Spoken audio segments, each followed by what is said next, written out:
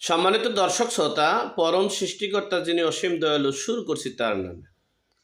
আজকের বিষয় আমাদের স্বপ্নের রাষ্ট্রনায়ক জননেতা জনাব তারেক রহমান ও আমাদের সাবেক দুইবারের প্রধানমন্ত্রী বেগম খালেদা জিয়া সম্পর্কে কিছু গুরুত্বপূর্ণ ইনফরমেশন আপনাদের সাথে শেয়ার করার জন্য উপস্থিত হয়েছি। 5ই আগস্টের গণ অভ্যুত্থানের পর আমাদের দেশের জনগণের হয়তোবা চিন্তা চেতনা ছিল, ত্রাসে ছিল, কেউ হয়তোবা ত্রাসে ছিল, কেউ হয়তোবা চিন্তা চেতনায় ছিল, কেউ হয়তোবা আনন্দে ছিল যে খুব দ্রুতই আমাদের রাষ্ট্রনায়ক বাংলাদেশে চলে আসবে এবং প্রধানমন্ত্রী হতে যাচ্ছে সর্বোচ্চ 6 মাসের ব্যবধানে। আমরা সেই লক্ষ্যেই দেশের সর্ব সেক্টরে আমরা আমাদের আভিজাত্য তুলে ধরার চেষ্টা করেছি এবং সেখানে আমরা আমাদের মিটিং মিছিল সভা-সমাবেশ করার চেষ্টা করেছি। সকল সেক্টরটা আমাদের কর্তৃত্বে আনার চেষ্টা করেছি। যাই হোক, এরপরে আমরা 5ই আগস্টের পর এই সকল কিছুই কেমন জানি এলোমেলো হচ্ছে। আমাদের যে লক্ষ্য ছিল, আমাদের যে উদ্দেশ্য ছিল, আমাদের যে স্বপ্ন ছিল, সেই স্বপ্নগুলো কেমন জানি এলোমেলো হতে যাচ্ছে।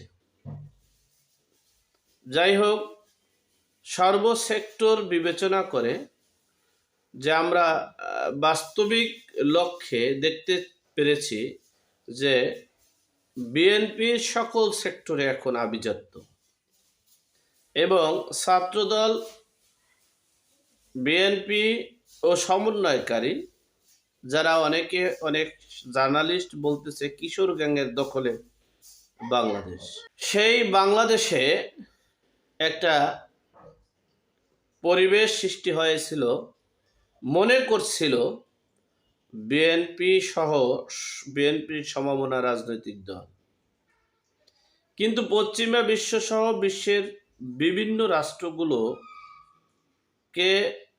ভারত যেভাবে প্রসার করে তাদের নিজস্ব বলয় দিয়ে দেশের একটা তালেবানি রাষ্ট্রে দখল করছে, জঙ্গিরা দখল করেছে, সেটা বোঝাতে তারা সক্ষম হয়েছে। বিদায়ী বিভিন্ন রাষ্ট্র এখন আতঙ্ক ফিল করছে, বাংলাদেশ জঙ্গি তালেবান দখল করেছে, পশ্চিমা রাষ্ট্র এর প্রভাব পড়তে পারে, ভারতেও প্রভাব পড়তে পারে, এমনটাই তারা মতামত প্রকাশ করছে। আমাদের মানে আগামীর রাষ্ট্রনায়ক তারেক রহমান, তিনি তো বাস্তবে কিছু দেখছেন না, আপনাদের মতো মিডিয়ার মাধ্যমেই যা কিছু তিনি জানতে পারে, শুনতে পারে, অতটুকুই। সেখানে তিনি মিডিয়ার মাধ্যমে বুঝতে পেরেছে যে বাংলাদেশের রাজনীতির প্রেক্ষাপটটা, যতই আমার মামলা খারিজ হচ্ছে না কেন এবং যতই আমাদের বিএনপির দখলে আছে না কেন, কিন্তু মূল রাজনীতির বাংলাদেশের যন্ত্রটা, মানে রাষ্ট্রযন্ত্রটা শিবিরের কাছে, জামাতের হেফাজতের কাছে। সুতরাং সেখানে আমার নিরাপত্তা নেই। এমনকি বিশ্ব পরিচালক, এই মার্কিন যুক্তরাষ্ট্রের প্রেসিডেন্ট ডোনাল্ড ট্রাম্প, তার মানে সবচেয়ে বড় 5টা দপ্তরের চিফ হয়েছেন ভারত জন্ম উদ্বুদ্ধ এবং ভারত জন্মের ভারতীয় হিন্দু সম্প্রদায়ের ইন্টেলিজেন্ট ম্যানেরা।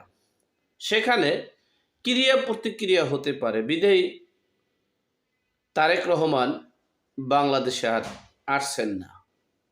অপরদিকে এই ডক্টর মোহাম্মদ ইউনূস আমার আপনাদের দেশের জনগণের স্বপ্নের রাষ্ট্রনায়কের কথা চিন্তা করে যে তাদের স্বপ্ন পূরণের জন্য যা কিছু দরকার তা করবে, সেই লক্ষ্যকে পুঁজি করে তিনি আমৃত ক্ষমতায় থাকবেন।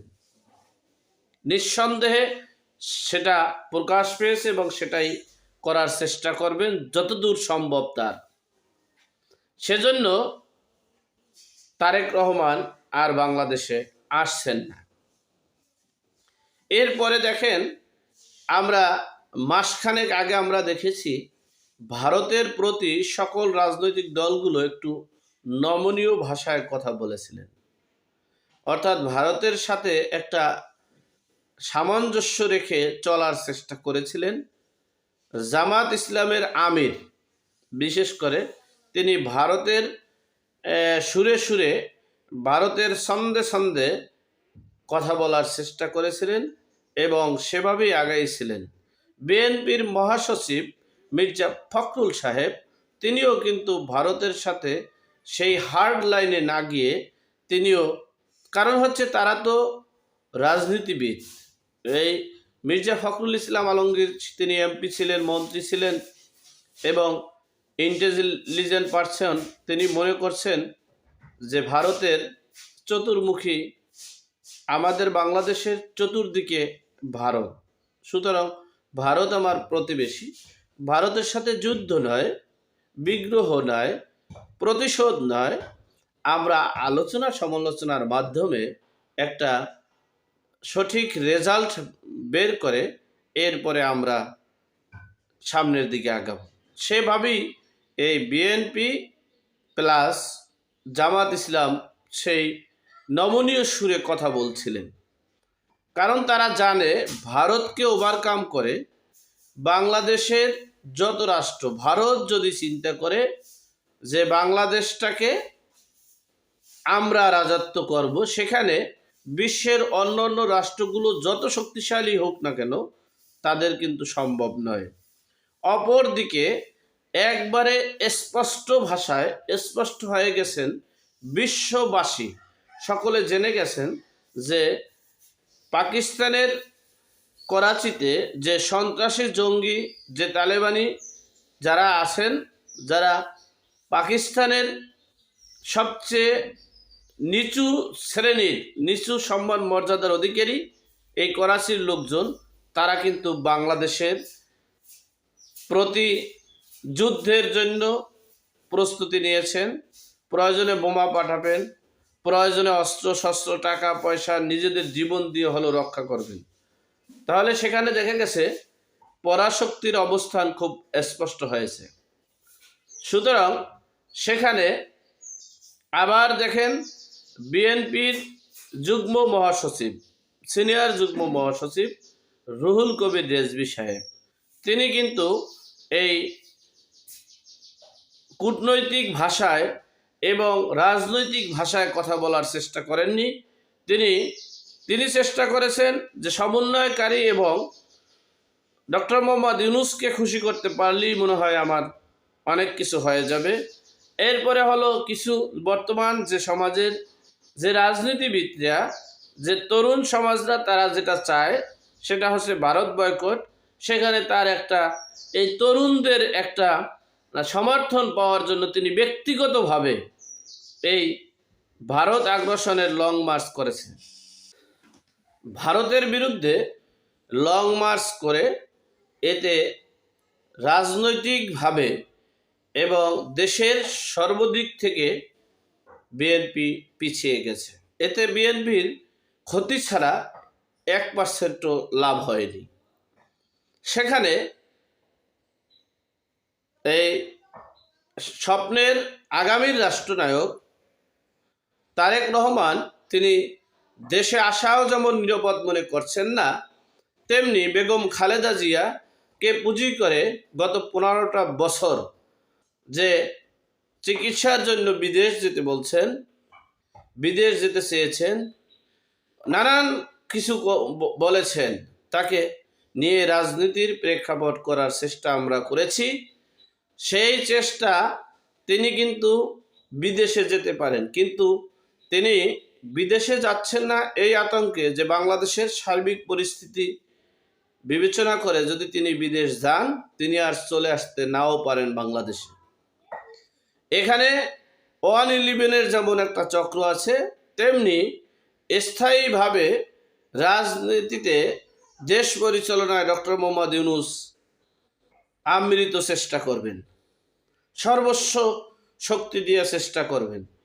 সেখানে শেখ হাসিনা যেমন বাংলাদেশ থেকে চলে গেছেন, তেমনি যদি বেগম খালেদা জিয়া বাংলাদেশ থেকে কোনো রকমের বিদেশে যায়, তাহলে তিনি আর দেশে ফিরে নাও আসতে পারেন। বিদেয়ী তিনিও যেমন বিদেশে চিকিৎসার জন্য যাচ্ছেন না, আর আমাদের রাষ্ট্রনায়ক তারেক রহমানও তেমনি বাংলাদেশে আসছে না। এখন বিষয়টা হলো, এই বিএনপির রাজনীতি নিয়ে বাংলাদেশের অবস্থানে খুবই ধোঁয়াশা। বিশ্বের সকল মিডিয়াগুলো, একমাত্র যারা নিরপেক্ষ মিডিয়া আছে, তারা জরিপ করে দেখেছে যদি ভোট হয়, যেমন যদি নির্বাচন হয়, জনগণ যদি ভোট দিতে পারে, তাহলে সেই পতিত সরকার বলেন, সেই বিদেয়ী সরকার বলেন, আর তাদের ভাষায় হলো বর্তমান প্রধানমন্ত্রী, তাদের এই 60% প্রায় ভোট বা জনসমর্থন আছে।